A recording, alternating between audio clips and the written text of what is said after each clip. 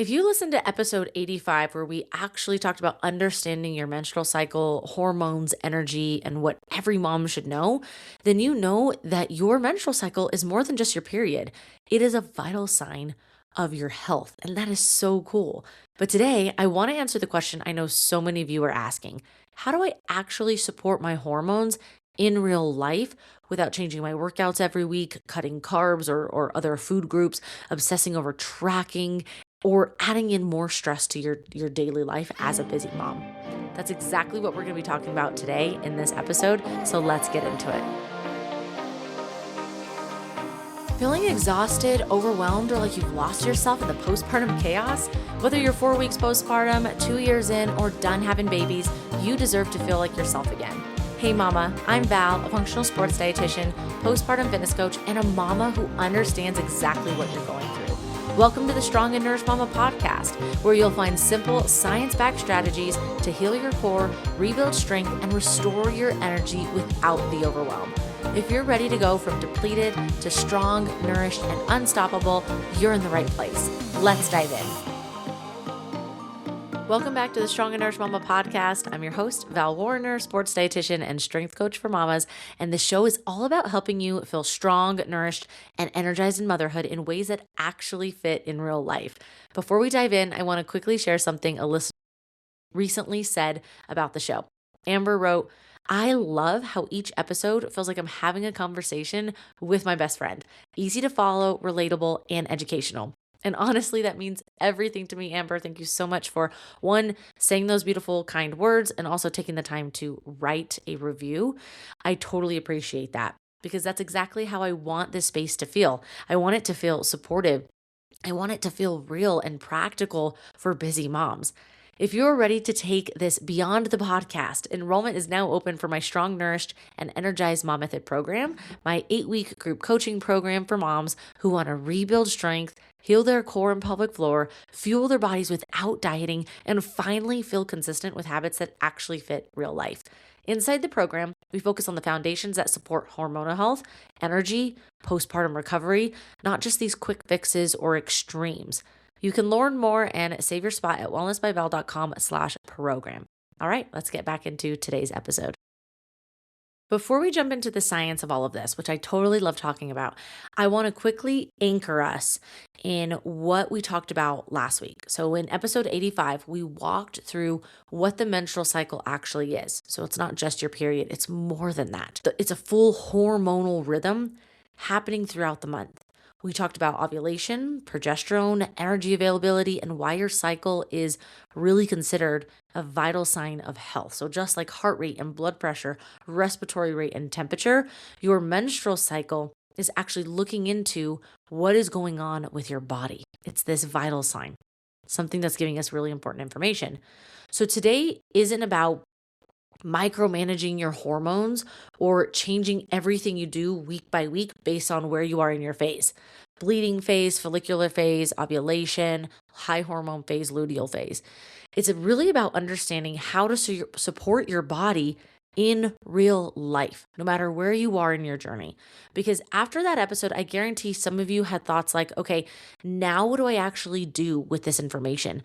You told me about the menstrual cycle. You told me about the different phases and the hormones and how all of that is changing. So many moms come to me and they say things like, do I need to change my workouts every single week?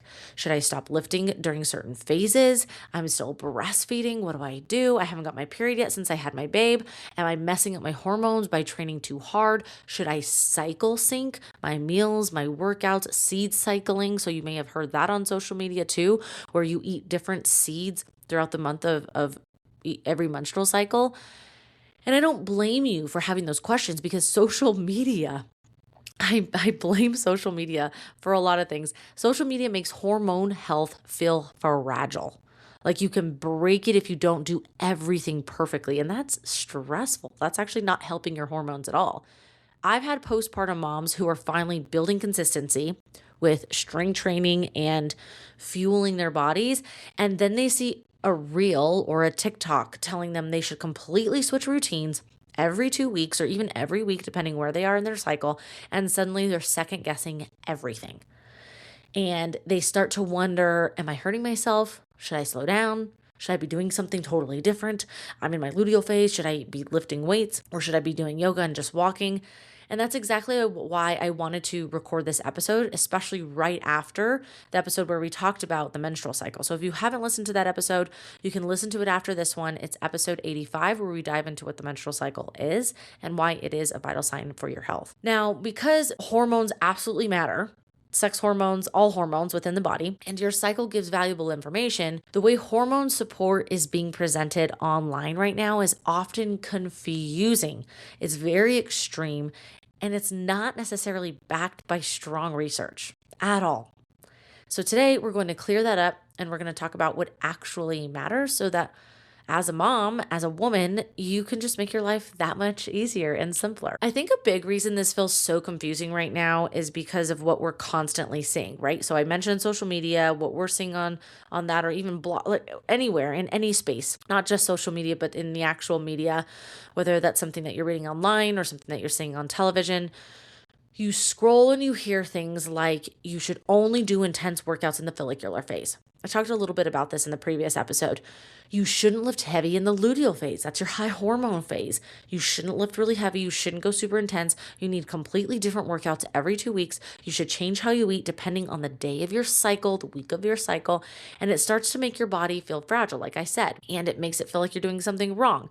And that's overwhelming. And it's too much. We have enough to worry about, mamas. There's so much on our plate that, and also not just that, but as I've said, there's not strong research or evidence to support this. Now, this doesn't mean that throughout the different phases of your menstrual cycle, you're going to feel different ways.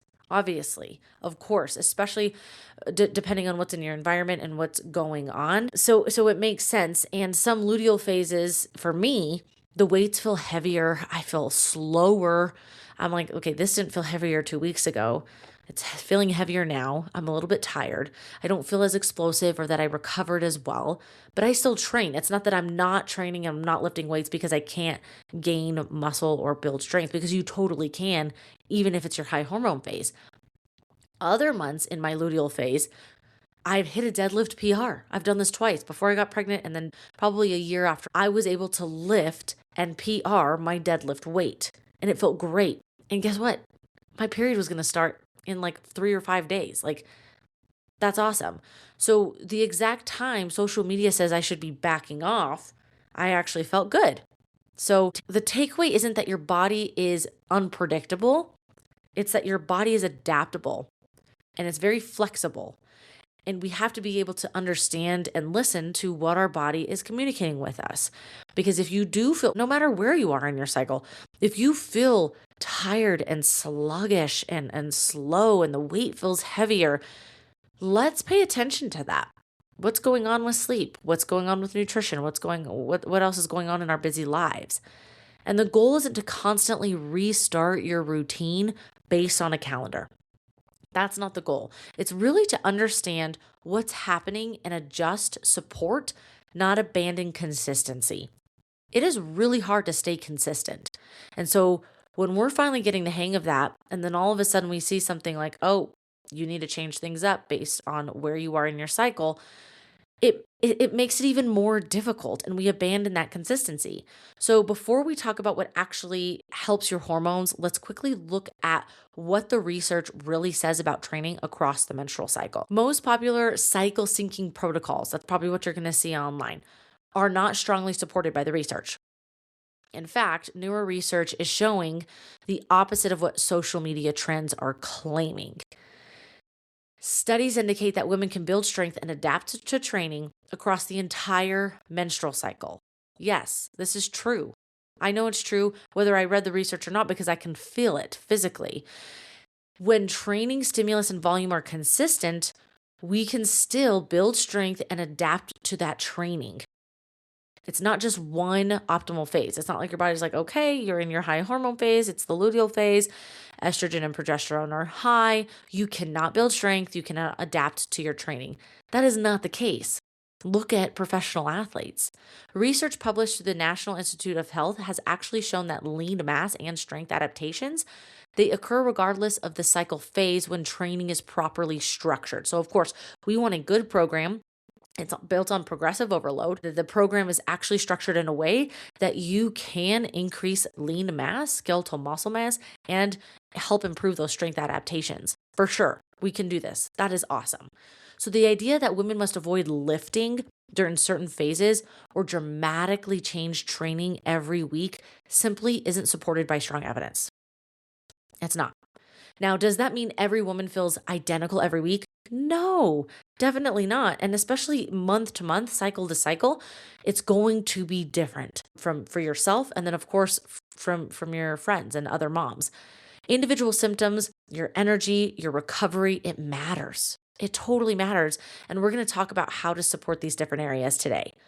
Hormone support is not about micromanaging your cycle. It is about building a stable foundation that sends safety signals to your nervous system and endocrine system, to the entire body. When your body feels safe, when it's recovered, and you have this stable foundation, you can still see those adaptations in the gym. You can still have a variety of different foods. Now, are there going to be specific foods and other things in your lifestyle that may be supportive from one time for 1 week to another? Yeah, definitely. It depends on what else is going on. That foundation is what actually supports hormone balance long term. It's going to help with that consistency. Let's talk about real foundations for hormone support.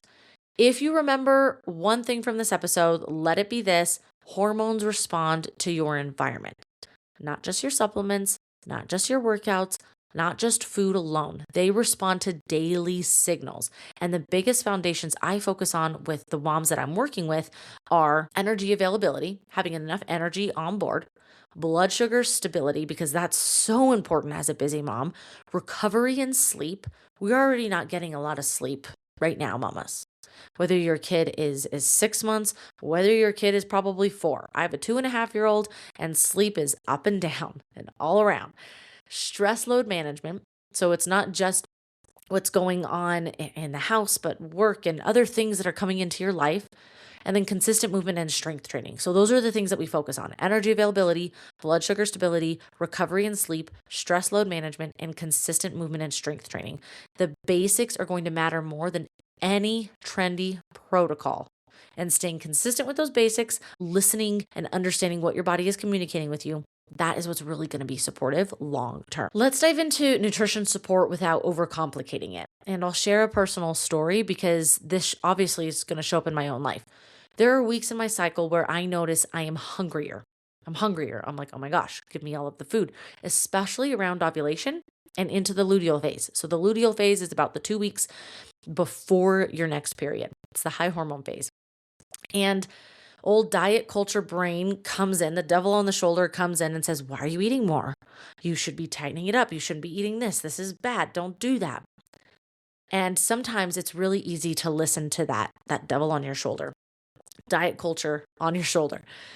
But now I understand what's actually happening, okay? And it's easier to challenge that devil on the shoulder. So my body is doing more. Ovulation requires more energy. It requires more energy, more calories for you to be able to ovulate. Progesterone rising and it's going to increase metabolic demand. Training on top of motherhood adds even more stress to the system. So instead of fighting it, I'm going to support it. That might look like adding an extra carb serving at specific meals, especially depending on when you're training and what your day looks like. Maybe it's having more of a substantial snack or prioritizing balanced meals instead of trying to power through on caffeine. Like, I can't eat that. I can't eat that. Why am I so hungry? You ignore it, and then all of a sudden you just want more. And when I do this, what do I notice? My energy is better. My workouts feel so much stronger. My performance increases. My recovery is smoother. I sleep really good. And my mood is always stable, which we need. So this is exactly what I teach my clients. No rigid rules, no perfection, that doesn't exist, but learning how to respond to your body with support instead of restriction. And that can be hard. It's hard for me sometimes. And it's something that I coach my clients through. As I said, nutrition is one of the most powerful levers that we have for hormone support. And also, it's one of the most misunderstood. Research shows that adequate macronutrient intake. So your macronutrients are the nutrients that you need a lot of: your protein, your carbs, and your fat. And all of that has energy. It has calories. They're going to play a major role in metabolic and endocrine function. And sometimes it can change, and especially utilization, especially during exercise, that can change too, depending where you are in the cycle. But what research is showing is how protein, carbohydrates, your fat, it's all going to contribute to metabolic pathways that support hormonal health. And everyone's balance is going to be a little bit different. And also depends on the type of activity that you're doing. It also depends on your goals. But there's this beautiful balance in order for the body to feel safe and supported. So, under eating, chronic dieting, a fear of carbs creates stress signals in the brain, which is going to go to the rest of the body. And the stress signals are going to disrupt hormones, all of your hormones. Thyroid, sex hormones, and all of your hormones are going to be disrupted. So let's break this down simply. Let's start with protein, because protein is an easy one to undereat. Protein supports muscle repair, tissue recovery. It's going to help stabilize your blood sugar so that it's not going up and down. This is all important for postpartum moms. This is important for any mom, no matter where you are, especially if you're training and you're recovering. And if you're breastfeeding, the amount is going to be different for everyone. This is something we figure out in week 2 of my group coaching program. What is your baseline? What are easy ways to slowly reach your minimum and reach your goals? Let's talk carbohydrates. Carbohydrates are not bad, even though it's something that we're constantly told. They are going to be critical. They're going to support training performance, especially the more intense. So right now I'm training for a high rocks, Lord bless me. And my carbohydrate intake has definitely increased to support my recovery, to support my intense workouts. So it's really going to support that training performance. It's going to support thyroid signaling, blood sugar regulation, of course, and then what we pair with those carbohydrates, and then reproductive hormone signaling indirectly. Many women are going to naturally feel hungrier around ovulation and during that high hormone phase, the 2 weeks before your period. This is normal, and it's okay to eat more, especially if you are continuing to train. Ovulation itself requires energy. Progesterone rises in the luteal phase, and it slightly increases metabolic demand. So you're going to be hungrier. That's your body telling you, feed me, woman. I need more energy on board to be able to ovulate, which we want, whether you're gonna whether you want to get pregnant or not, and to be able for your hormones to do what they need to do, and you to have the energy for being a mom. So instead of fearing that hunger and trying to run away from it, this is where we can strategically support your body with carbohydrates and, of course, other macronutrients to where it can actually be helpful, especially if you're still training and lifting weights and the workouts are moderate to intense. Even adding in more exogenous carbohydrates during exercise is going to be helpful. So what does that mean? Just eating and supporting your workouts more with those carbohydrates. Now let's talk fats. So fat is going to support hormone synthesis and cellular signaling. We need fat to be able to produce our hormones. We need cholesterol to be able to produce our sex hormones. Especially when we're thinking fats, we want to make sure that we're considering our omega-3 fatty acids. Those are essential fatty acids that we need to obtain from the diet and or supplementation, which are going to help regulate inflammation and recovery. So let's talk the different phases and how can we support them versus these strict, rigid rules. This is where the nuance comes in. You do not need the rigid phase-specific diets. Week 1 of my cycle, week 2 of my cycle, week 3 of my cycle. That sounds so stressful. Like I can barely, I don't even want to think about it because it's so stressful. You can actually really support your body gently and your physiology. So when you think around ovulation, slightly higher carbohydrate intake may feel supportive. It may not feel supportive for everyone, but it may feel supportive for you, especially depending on the exercise. And you can always do some trial and error as well. Training output often feels better. Like, man, I can push myself. I feel good. I have all this energy. There's ovulation. Okay. That's beautiful. We want that. As you get closer to your period after ovulation and into that luteal phase, let's focus on balanced meals with carbohydrates and fats. So maybe this is a time where, hey, I really need to make sure that I do my meal planning and my meal prepping so that I have my balanced meals, especially for those busy days. After daycare drop off, I can grab my overnight oats and have a really high protein balanced breakfast. And then I can do my lunch and snacks and dinner. That can be very supportive in this phase, especially because this can be a phase typically, especially depending if you have other symptoms. If you have PCOS, if you have PMS or PMDD, there's other symptoms going on. This can be very supportive for that. Something we can also think about during this phase, and this goes with any hormone and at any time really, and you're constantly detoxifying. You're constantly 24/7, your body is constantly detoxifying. Your liver, your kidneys, your lymph system, and as well as your gut. Okay. So when you have a bowel movement, that's helping you detoxify, right? In the high hormone phase, not that I don't want you to support it any other time, but this can be a really good time with those balanced meals to support those liver detoxification pathways with foods that are going to support that, like cruciferous vegetables. So when you think of cruciferous vegetables, think of broccoli, broccolini, asparagus, cauliflower, and Brussels sprouts, because the biochemicals, the phytonutrients in these foods are going to help your body process hormone metabolites. It's going to be really helpful, supportive for the liver. It's also going to be helpful and supportive for the gut. Does that mean, listen closely, does that mean you should only have cruciferous vegetables in the luteal phase, in the high hormone phase? No, eat them whenever you want. But this can be a really good time to add in some more of those cooked veggies. These are supportive options. They're not strict requirements, okay? I don't want it to be stressful for you. And I also want you to understand that this is going to change from cycle to cycle. Not every single cycle is going to be the same. Hormones don't need restriction, they need availability. They need enough fuel, enough carbohydrates, enough fats, enough protein, enough micronutrients. So when you think micronutrients, vitamins, minerals, as well as those phytochemicals.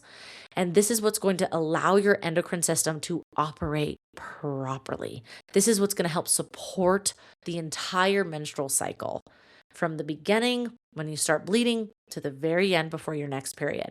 Let's talk about training support without this phase-based programming so it doesn't make it super overwhelming.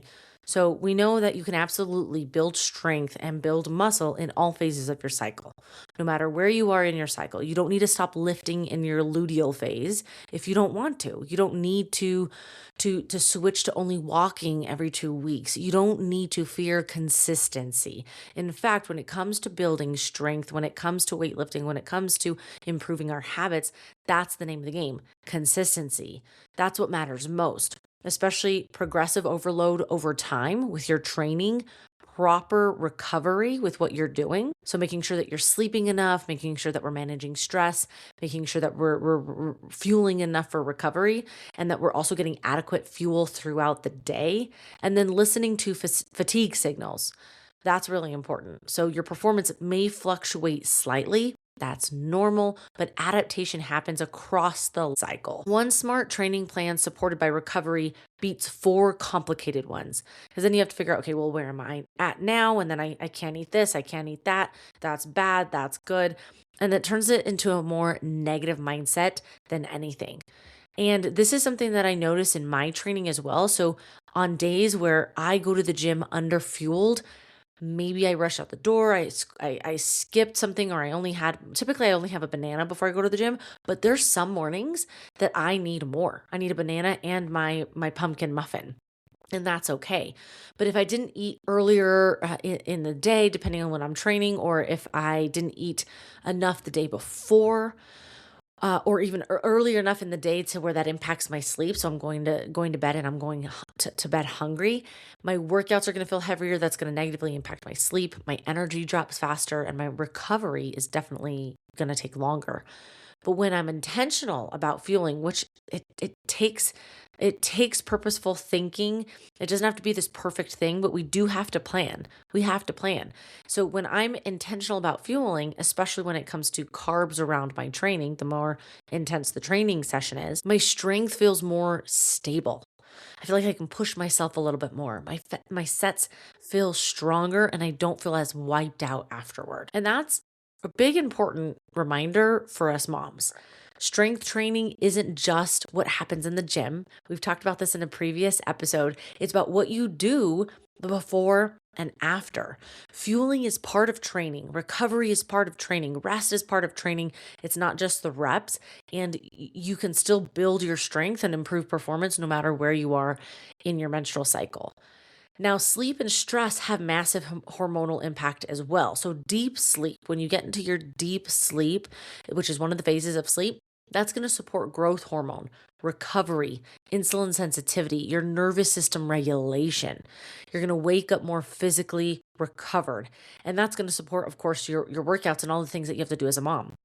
Chronic stress is going to increase cortisol. It's going to suppress ovulation, lowers progesterone. So if you do ovulate and maybe you have chronic elevated cortisol, you're stressed, there's a lot going on. Maybe you do still ovulate this month, this cycle, but progesterone is lower than where we would like it. Maybe you have worsened PMS symptoms or other symptoms depending on what else is going on. And it doesn't mean that we have to have perfect sleep, because as moms, I don't think we're ever going to have perfect sleep. Maybe some moms do, and that's awesome. But instead of perfection, we focus on earlier bedtime when possible. So stop the scrolling, limit the tell me lies episode. That's currently what I'm watching, and I have to tell myself, okay, it's 8:15. I have to start getting ready for bed because I know I need this sleep and this recovery. And if I don't get it, then it's not going to be fun tomorrow. Morning light exposure, because that light exposure is going to go to the brain, to the SCN in the brain, and it's going to communicate with the rest of the body that it's daytime. Let's wake up. And then that helps support your circadian rhythm. Breathing work. So this is what I teach a lot about in my 8-week group coaching program: relaxation breathing, stability breathing, and being able to integrate that throughout your day. Reducing constant mental load, the to-do list. And I know this, I have this too. And it's hard not to have that constant mental load and to just let go and say, okay, I can do the dishes later. They don't have to be done. I don't have to vacuum. I don't have to sweep. I need to just relax and hang out with my toddler or just chill out. I know that can be really hard. It's something that I struggle with all of the time.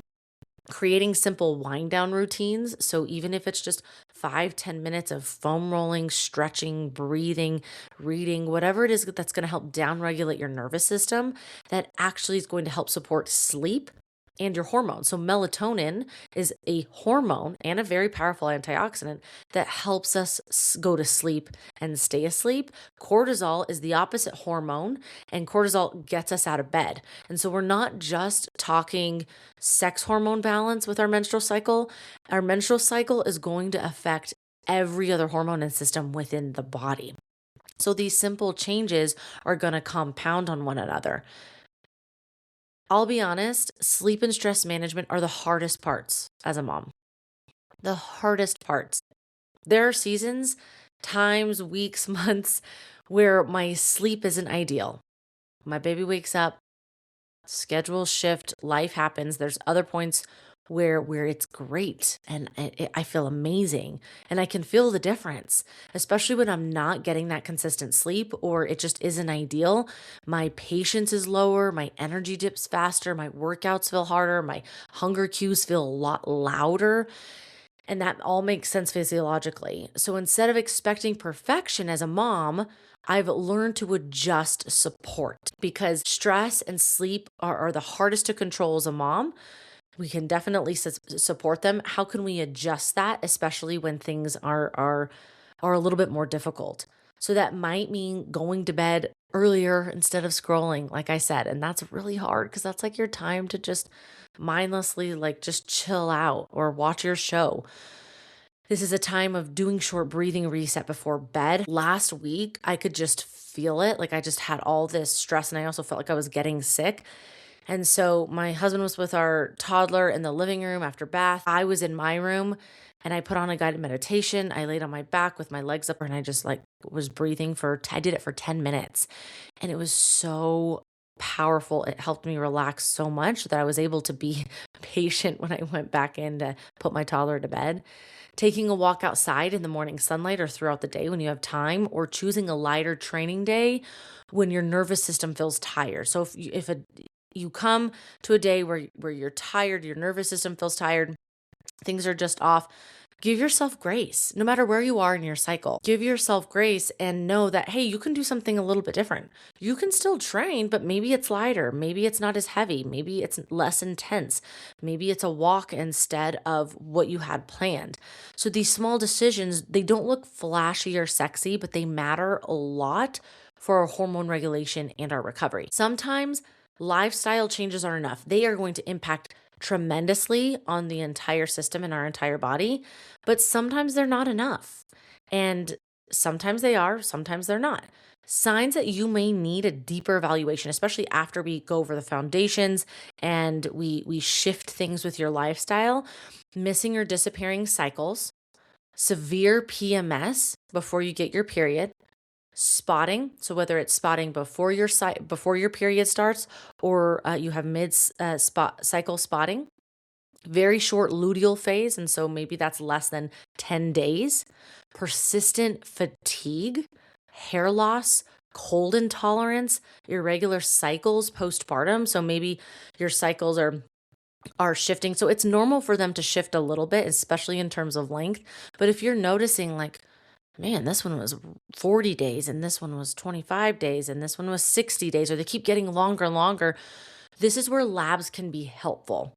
And so we want to get this whole systems approach and look at everything. So in my coaching work, I help moms understand which labs matter, how to interpret the patterns, especially with what's going on in your lifestyle, the appropriate time to test, because yes, there are appropriate times to test depending on where you are in your menstrual cycle, how nutrition and training connect to these results, and how to avoid random supplement guessing. That's big because I don't want you to waste your money with all of these supplements when they may not be necessary, or maybe it's the wrong dose, or maybe it's too much, or anything like that. Symptoms are information. It's not something that we want to ignore. It's information. So we want to be kind with ourselves and we want to be able to listen to that information.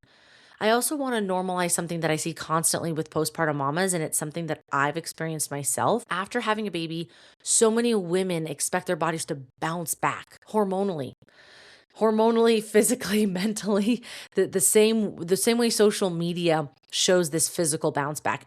And then when their cycles are irregular, energy is low, or PMS feels different than before you had kids, they think something is wrong with them. You think something's wrong with you. But postpartum is a massive, massive hormonal, metabolic, and nervous system shift, major nervous system shift. You're recovering from pregnancy. You're often undersleeping. You're carrying more mental load. You may be breastfeeding, and you're also trying to return to exercise in those normal routines. You want to feel good in your body. And so when you tell me my cycle doesn't feel the same anymore, my response isn't this panic. It's curiosity of really wanting to understand what else is going on. What does your fuel intake look like? How is your sleep? What is the routine? How much stress are you carrying? Are you jumping back into workouts too fast, or are they too intense? Or how can we shift things to really support what's going on? Because most of the time, the body isn't broken. It's adapting to a completely new season of life. And I've personally experienced this myself. So I want to say this clearly. Your hormones don't need perfection. Perfection doesn't exist. I know we try to strive for it. It doesn't exist. They need safety signals.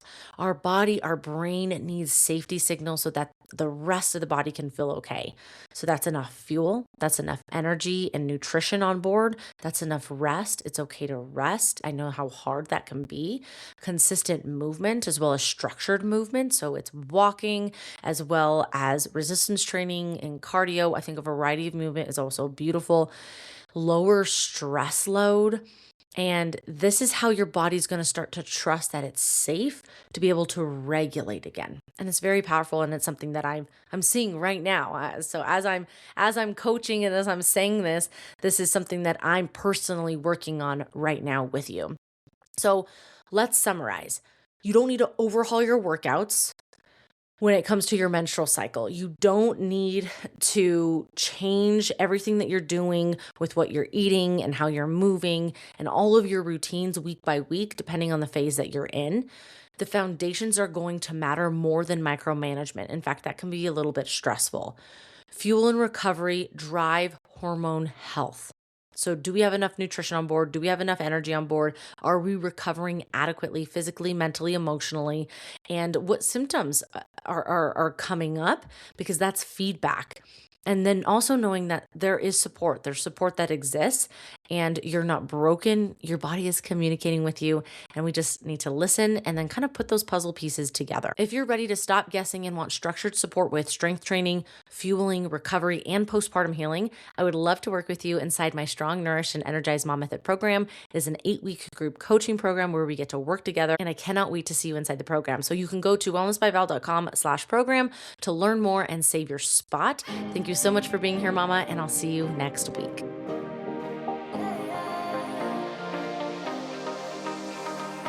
Hey Mama, I hope you loved today's episode. If you got something out of it or simply enjoyed listening, would you please take 30 seconds to share it with another mom who could use the support? And if you haven't yet, I would be so grateful if you could leave a quick review on Apple Podcasts, Spotify, or wherever you tune in. It truly means the world to me, and it helps the show reach more amazing moms like you.